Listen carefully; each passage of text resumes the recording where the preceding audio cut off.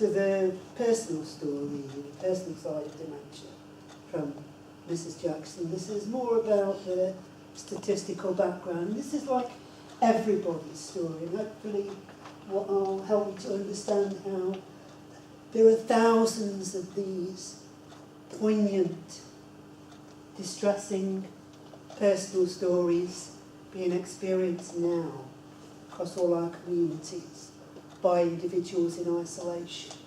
And we're trying to bring those stories together as a kind of statistical framework.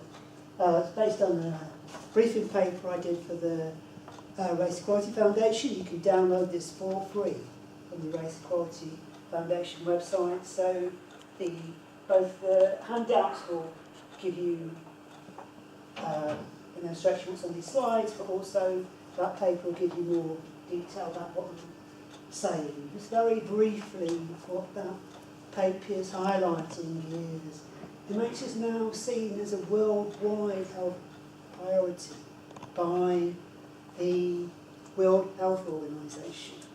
Seen one of the priority health issues for the whole world. And if you look at all the policy information in the UK around providing services for dementia, all of them say, in terms of talking to advice to commissioners, people buying services, people, you must take into account the needs and issues for black and minority communities.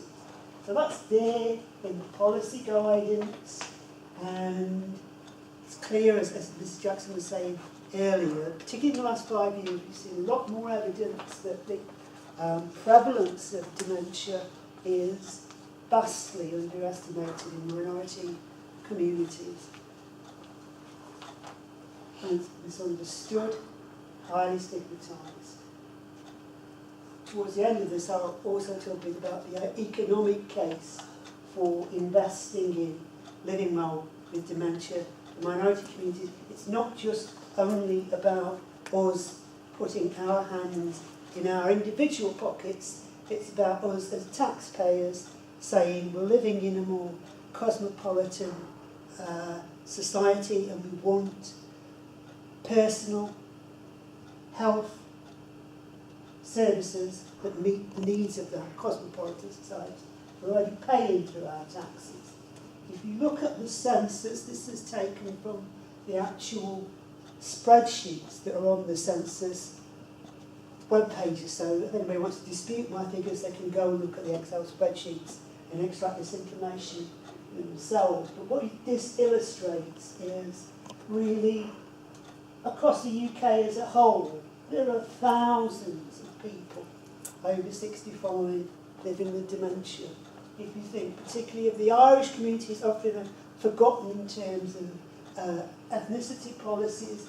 The Irish community is the single oldest ethnic minority community in the UK.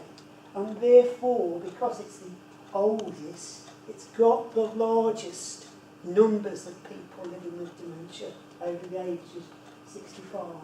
There are an enormous amount of minority white communities where nothing is known about the impact of dementia at all. Turkish communities, Greek community, Italian community.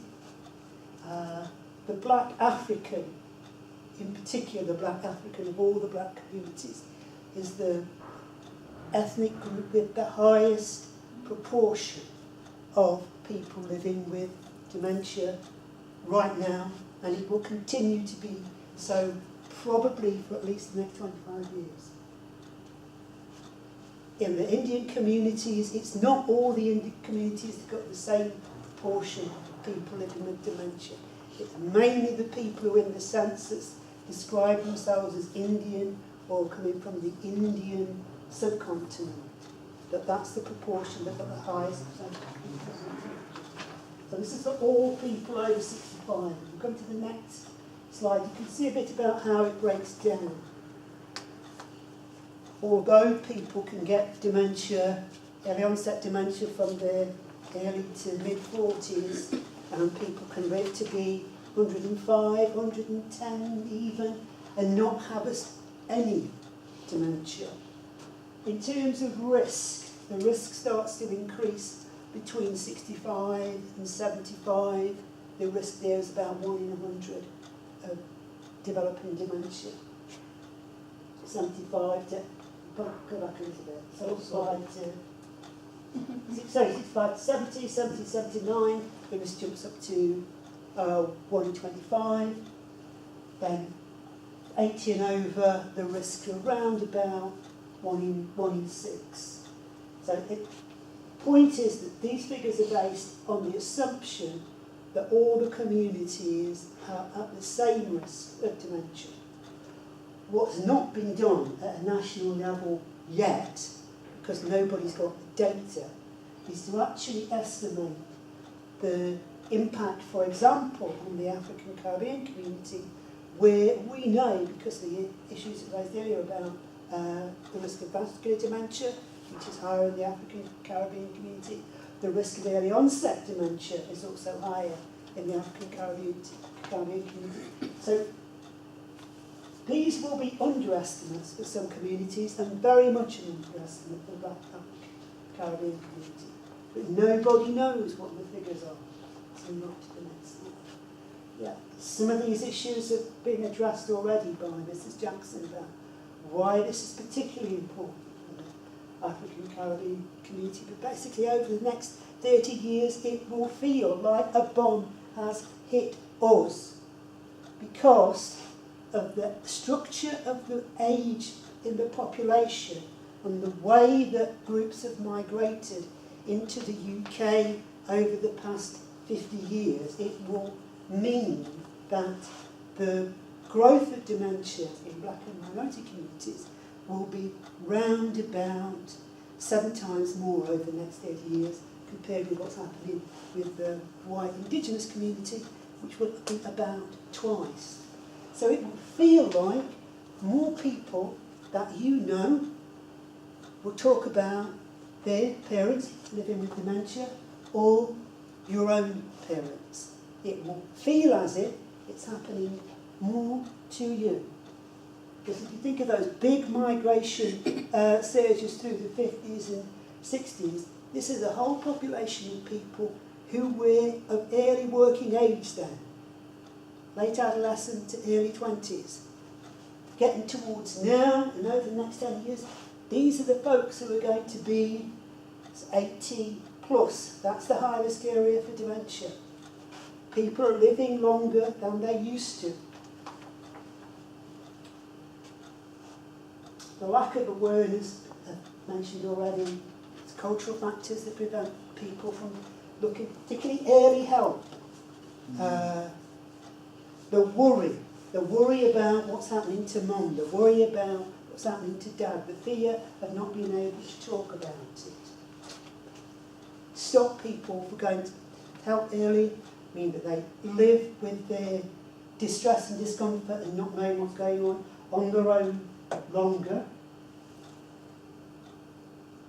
They don't know what to do for an enormously long period until things start to break down. People expect to have a bad deal from services, particularly mental health services. So there's a stigma. I guess that's our issue as a community. There's the stupidity. That's the issue for services who don't think about cultural issues or people using services.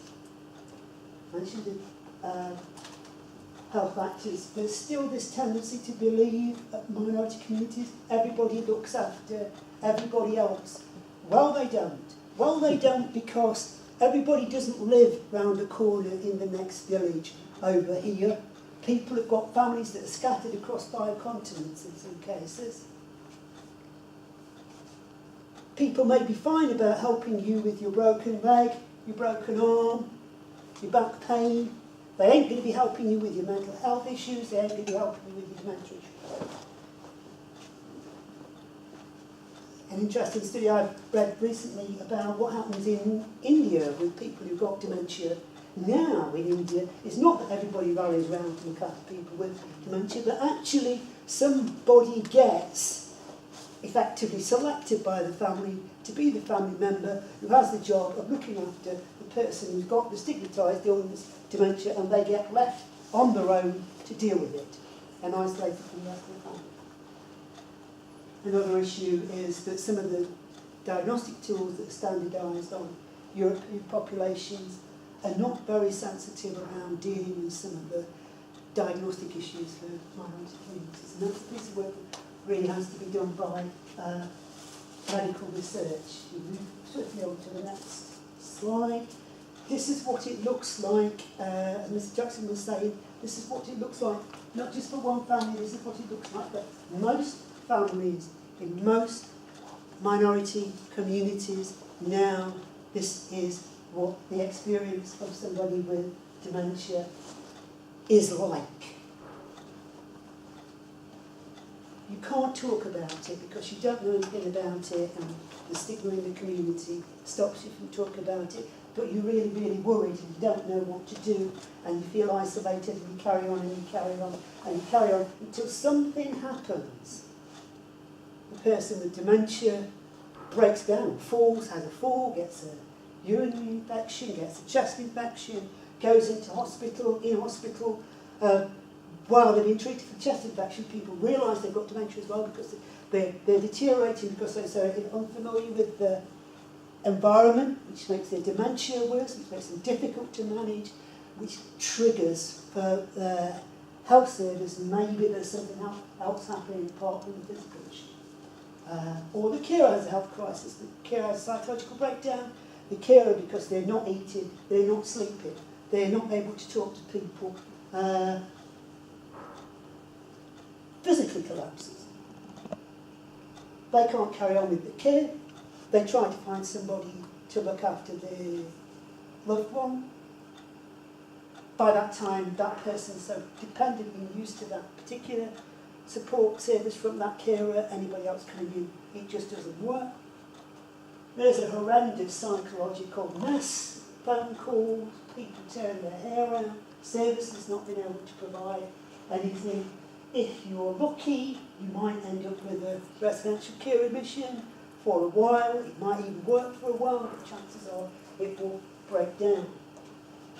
This is a nightmare many people unfortunately live through, particularly when they have no support at all. I think this is not in the paper because this is a kind of ongoing trying to figure it out myself piece of work. So this is more recently in advancing my own thinking that you could have a culturally informed pathway to support people from minority communities. So instead of going through the kind of thing that was in the last slide, if there was more understanding from our own communities, if there was more information, like in the general media that was actually targeted at minority communities, maybe people would be more able to go to their GP earlier and talk about their worries. Because going to the GP isn't one-off, we've got a diagnosis, we've got a referral, thank you very much, that's 10 minutes done. It's going back again and again and again, and the GP said, I'm not quite sure, come back in a couple of weeks, and they're having more information, maybe particularly if they've had an assessment through the memory service may come out and do some tests at home. So there isn't just like one neat visit, everything gets sorted out. There's a whole series of visits happening that people need to persevere through. GPs get worried about, well, if I give a diagnosis of support for diagnosis for dementia for this particular person, there's no services.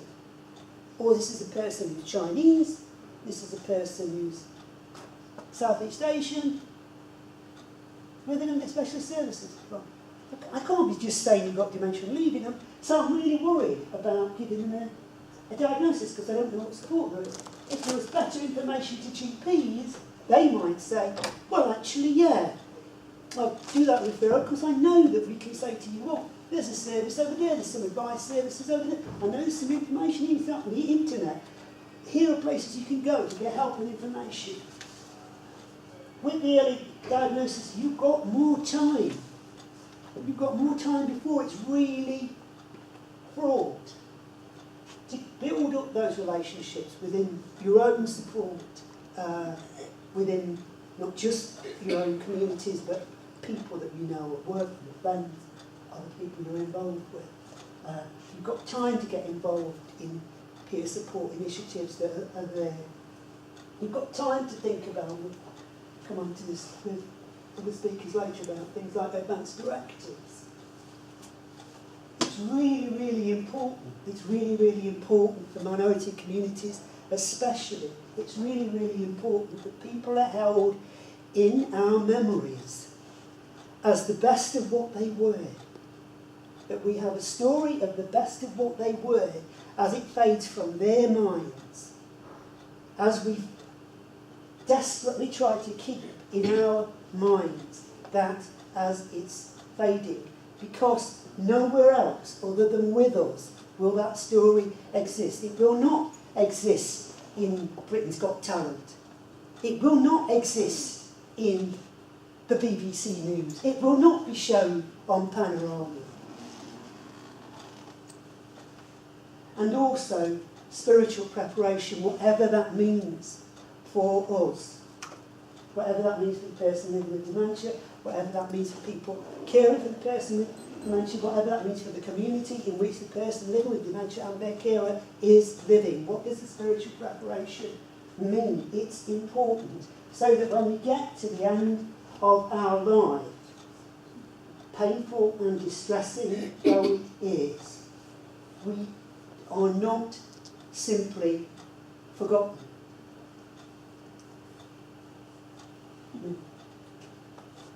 How do you pay for it? Not just out of your pocket. As a taxpayer, you're paying for health services. One of the things health services have to do is think about the best way of using the money that they have available from taxes to buy the best possible services. This model is based on some of the kinds of ways in which health, very simplistic form, health economists think about shifting investment in relation to care services. So, for example, if you had that earlier pathway that was the culturally competent pathway of support, if that all that did was delay somebody's move into a residential home for 1 week, and if you're talking about thousands of people living with dementia in minority communities, the numbers getting bigger, then, or take that top illustration, for just delaying 100 people for 1 week, you'd save £73,600 that week on the care and support of those 100 people. Now you've got to pay something for people living, so you subtract how much you still have to pay for people who were living at home anyway. But you still manage for that 100 people that week to save £37,300. It's a very, very simple illustration. And you can kind of look at that in terms of, well, is that about very high support residential care? Is it nursing homes? Play around with the figures and start to impact on the amount how much you save. But if you could do that for 1 week, you're a person, you're a commissioner who's buying all the services, you've got millions of quid worth of budget, and you say, well, hang on, Mr. Commissioner, I reckon if you did this, it saved you, just for 1 week, it would save you around about 37k. Well, what could you do with that 37k? You could pay for a befriending service. A very good befriending service for a year. 12 hours of adult befriending costs £87 a week.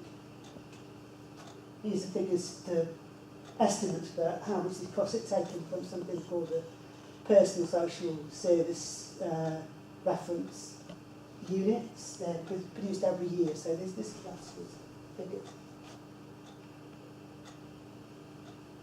A similar piece of work that's done on mental health, a promotion, found that the very small amount of money that you pay in relation to mental health campaigns, for example, produces massive impact in terms of reducing admission and enabling people to start going for help at an earlier stage rather than leaving it to a later stage and entering services in crisis.